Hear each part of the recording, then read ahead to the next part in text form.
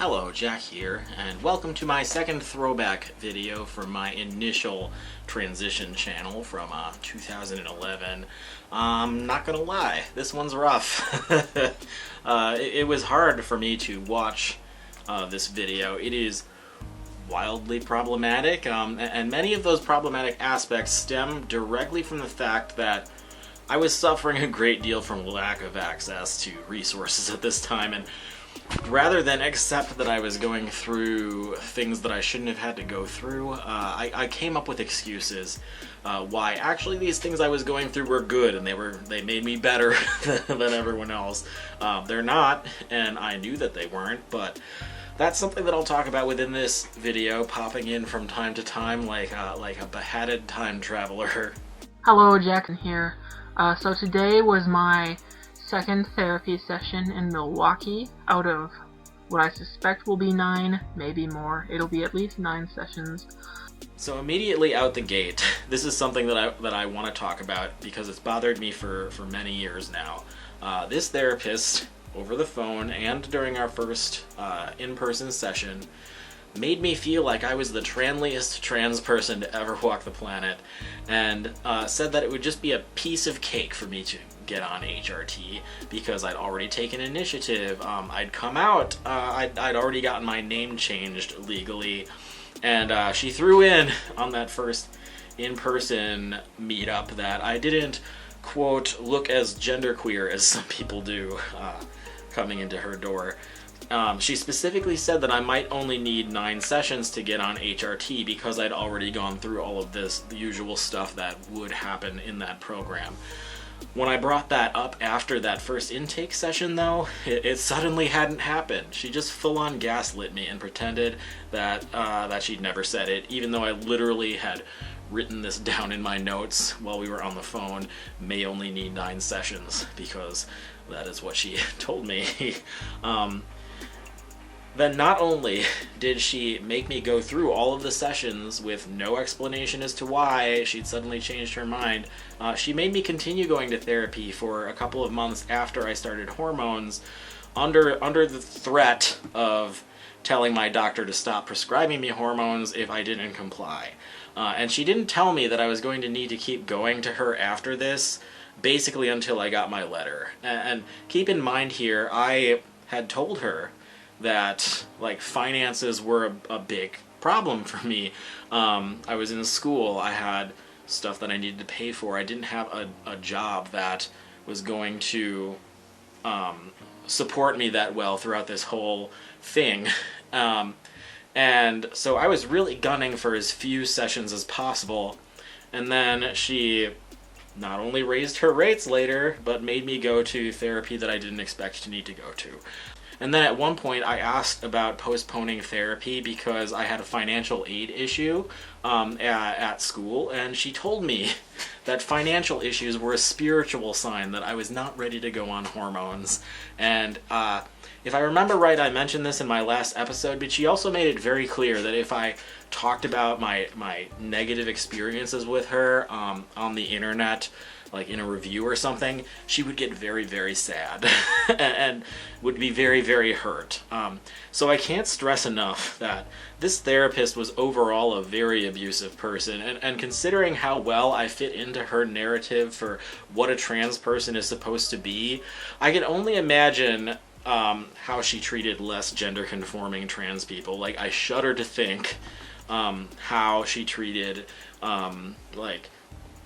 actual genderqueer people, considering she basically used genderqueer to describe not quite trans enough the first time I met her.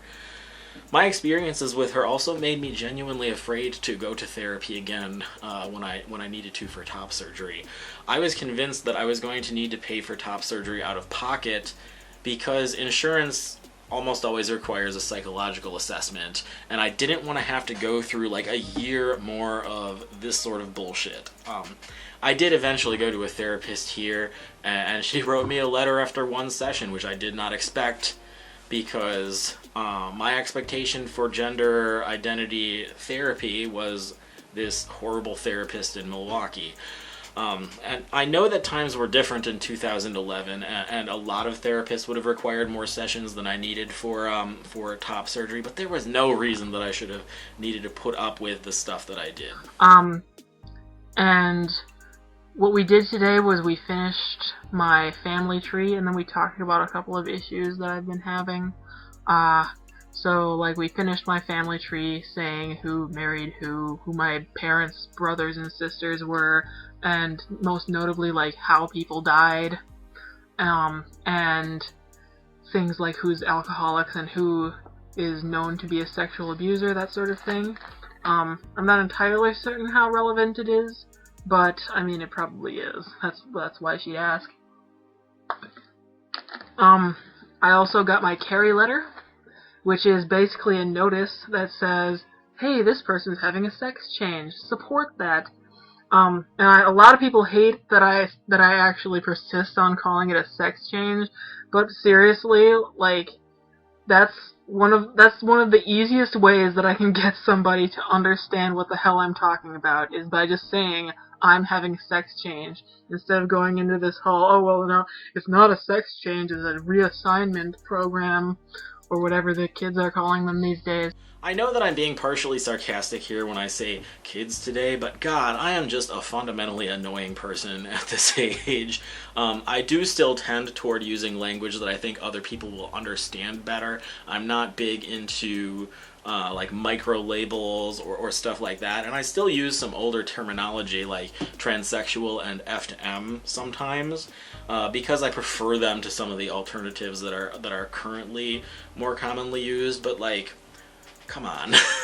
People know what gender reassignment is, and they knew what it was back then too. I was just being an edgelord, and this is going to be a theme in this video. So anyway, I pop over to the DMV, and I get my license changed, and it was very exciting, and I'll see if I can actually show you the amazingness. Okay. Oh, look at that. You can actually see it this time. If I turn the light on. Awesome. Yep, right there. It's right there on the license. Sex M.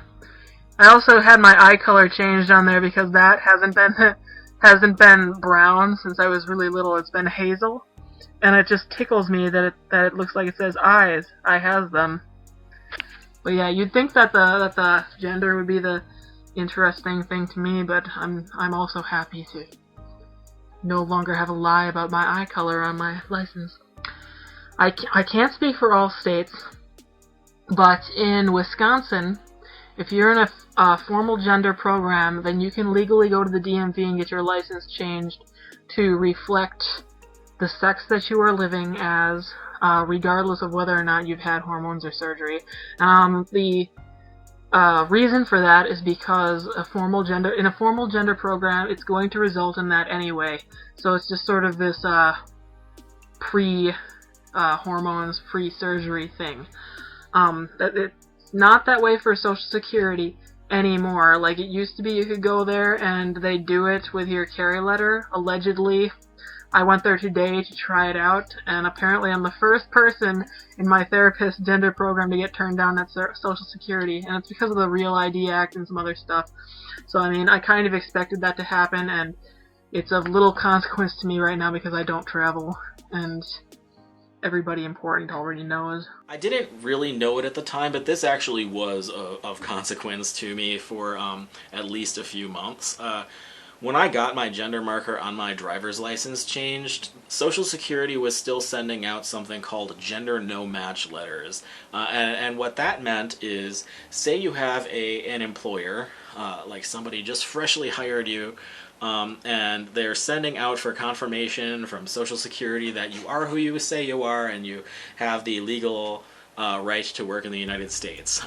Social Security would then send a letter to that employer notifying them that the gender marker on this person's license doesn't match what it says on Social Security's records. So if you tried getting a job, Social Security would just out you. This was abolished before I went on hormones, but only by a few months, and that was after my gender was already changed on my license, so this was definitely something that happened while I was trying to seek employment for those few months. Anyway, it was stressful because first off, going to Social Security, there's this big group of people sitting in chairs, and I walk in.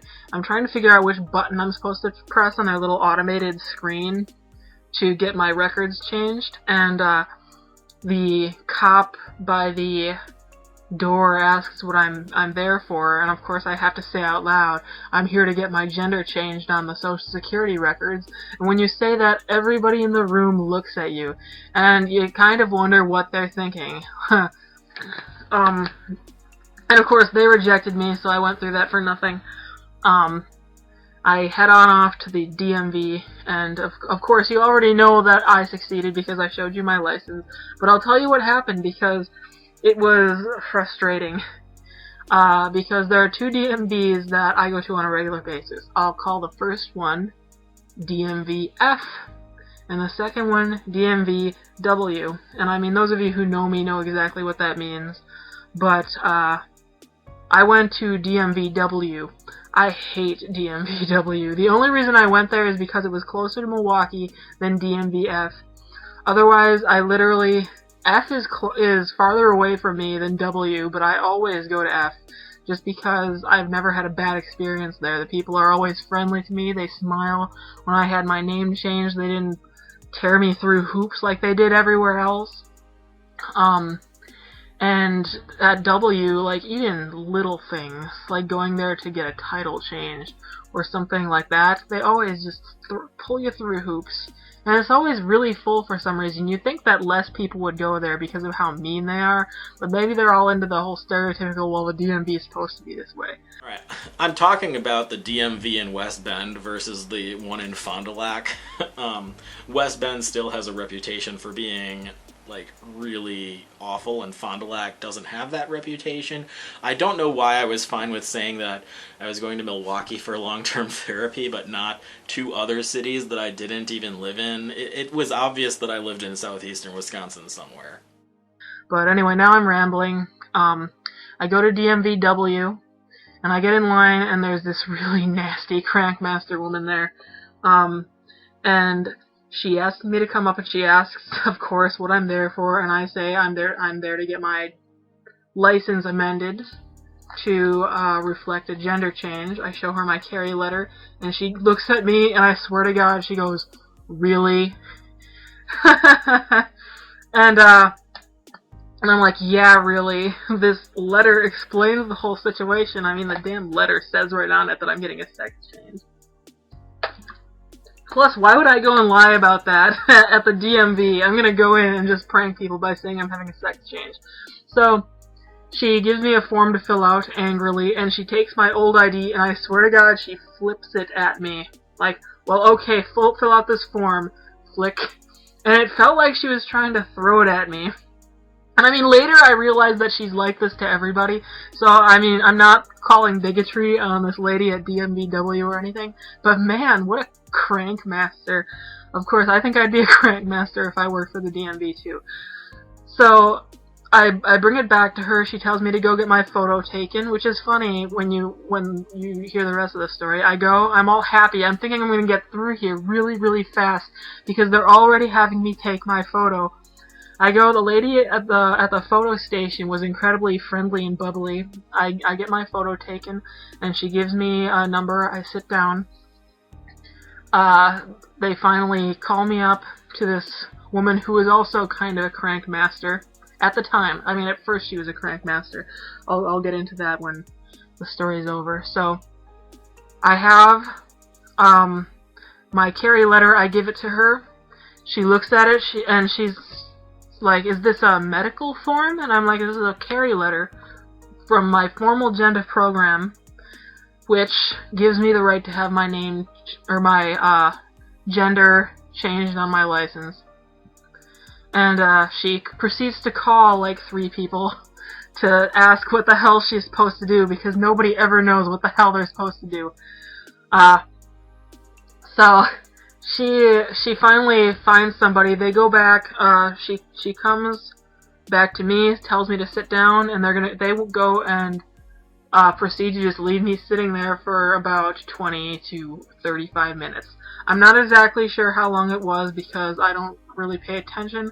I didn't expect to be there that long, but they spent a really long time trying to figure out if it was okay for them to just take this letter. And after that long, they finally found this little obscure thing in their DMV manual, I guess, that said that a letter like that was appropriate and that they could change it. And it was interesting because once she found that information out, she turned from being a crankmaster to being happy and bubbly. And I'm not entirely sure why. Some people have said that maybe she thought that she offended me by her behavior and she was overcompensating. I don't know. Maybe the research was a little break for her or something. I don't know, but whatever the case, this has actually been the most positive experience I've ever had with DMVW. And I was so irritated while they were out and back. But I tell you, as soon as I got that card, like, all the irritation was gone. So I mean, the only one who pissed me off in the long run was Crankmaster, who tried using my ID as a ninja star on me. And so, that's pretty good for DMVW. Man, this is taking a lot longer than I expected it to. So I was wrong in the last video. Clearly YouTube's time limit wasn't 10 minutes, but I was definitely subject to some sort of time limit because I split up a bunch of videos on this channel. I was also wrong in thinking that these videos would be short, especially with me popping in the beheaded time traveler to complain about past me. But anyway, heads up that this next section is really uncomfortable. Alright, so what else did we talk about? We talked about my stunning lack of engagement in the local trans community recently. Some people have suggested that we could start a trans group locally. The problem, and this is going to sound so bad, the problem is that there's one person who she's post-transition, and I guess she's retired and she has a certain amount of money. And all it seems that she does to the rest of us is she goes to like all of the gender meetings in southeastern Wisconsin and northeastern Wisconsin. So it's like you can't get rid of her, and she is so annoying. And I thought for a while that I was just being like bigoted toward M to Fs. And then I realized, well, no, I like most of the M to Fs that I meet. It's just her, and I think it's because she throws her passing privilege around. And I just have a real resentment for when, for example, I was on a panel with her, and people would ask F to M questions, stuff about, like, testosterone, and she would answer them! And it's like, I'm right here! I'm the one who's supposed to be answering. I don't answer the M to F questions for you. So, I mean, we were worried about that. And my therapist said that we could just start an F to M group or a Forge group. And the thing is, I don't want to exclude M to Fs just because I don't like one person. That just seems like a really evil thing to do. So that wasn't about passing privilege at all. I was just struggling to find some sort of framework to put this person's behavior in without suggesting that trans women regularly talk over trans men, and I just failed miserably at getting any sort of point across. So at this time, there was a lot of discourse going on that argued that trans women talked too much and talked over people, and that this was somehow a sign of male training. And that really wasn't my experience with the vast majority of trans women, but I was like hyper aware of this discourse at the time, and I didn't want it to seem like I was accusing even one specific trans woman of talking too much. And it intersected with the newly budding trend at that time of insisting that trans men had irrevocable male privilege from birth. So I just didn't want to be a trans man accusing a trans woman of talking too much. Basically, though, there was one specific person who had a hard time staying in her lane, and people didn't want to be the one to tell her, please don't answer questions that don't apply to you specifically. And my therapist, based on my vague issue with one person, told me to ban the trans women from our group, which is nonsense. It's a weird suggestion, and I hate that she made it. And it was also a moot point because that woman didn't show up anyway. I also said something about how uncomfortable I am with how many people are starting to get their therapy done online. I mean, I know people who've gotten hormones after 4 sessions with somebody they've never even met. I know that I'm just gonna sound like a traditionalist dick to a lot of you, but I really don't think that's cool. I think it's just sketchy as all fuck hell. So, that's another one that could probably be made for a topic video, because I'm already approaching like 12 minutes here. Her facial expression suggests that she also thinks it's sketchy. She didn't know that it existed until I brought it up, though. Alright. This is super embarrassing, and I'm both very wrong and at least partially lying in this video. Again, if you watched my last throwback video, you know that I tried getting into an informed consent program before I started going to a therapist, and I was rejected by them, and I spent the night crying afterwards because I did not want to have to go to therapy and get diagnosed with fucking gender identity disorder in order to get on testosterone. I'd been living as a man at this point for like 8 years and I didn't need therapy, I needed hormones. And I was really hurt by the fact that I didn't have very many good options. I lived in rural Wisconsin between a field and a meth lab, moonlighting as a dairy farm. And when I tried using the internet to try finding options for getting on hormones, I was very limited. I had a choice to either go to a therapist all the way in Milwaukee or go to a sketchy online therapist.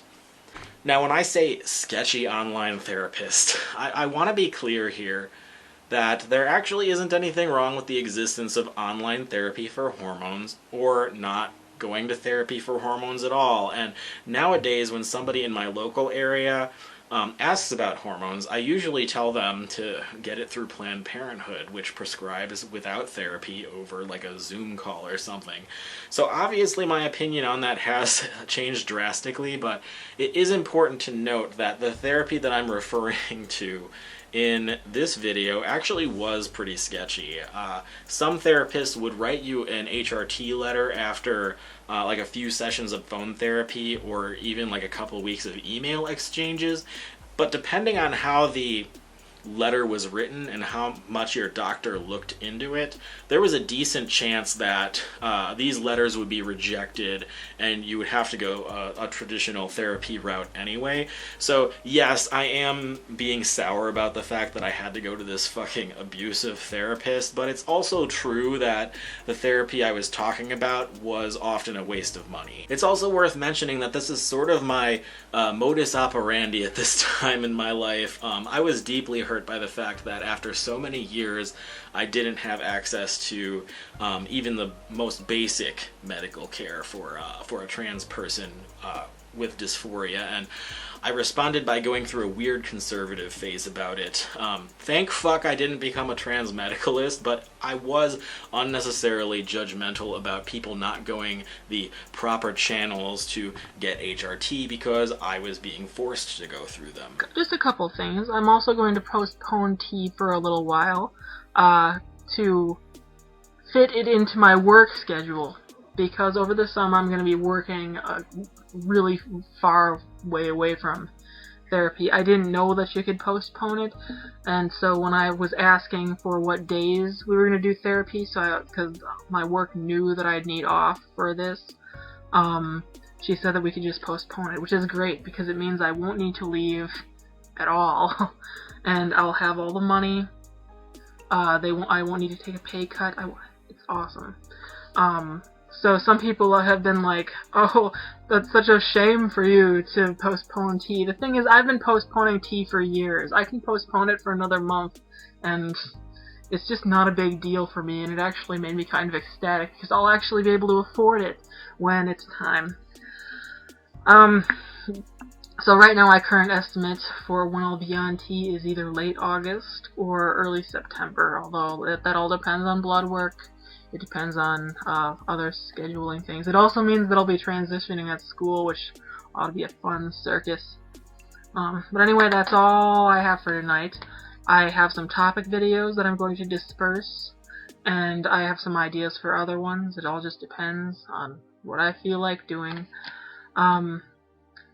If my next session will be April 7th, which is 2 weeks from now, of course.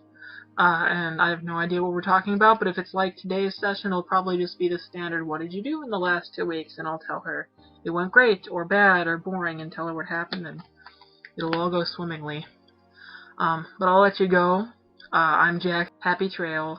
I don't have anything really to say about that last part. I postponed my therapy for a while in order to work a few hours away and not have to go home all the time, and it worked out fine.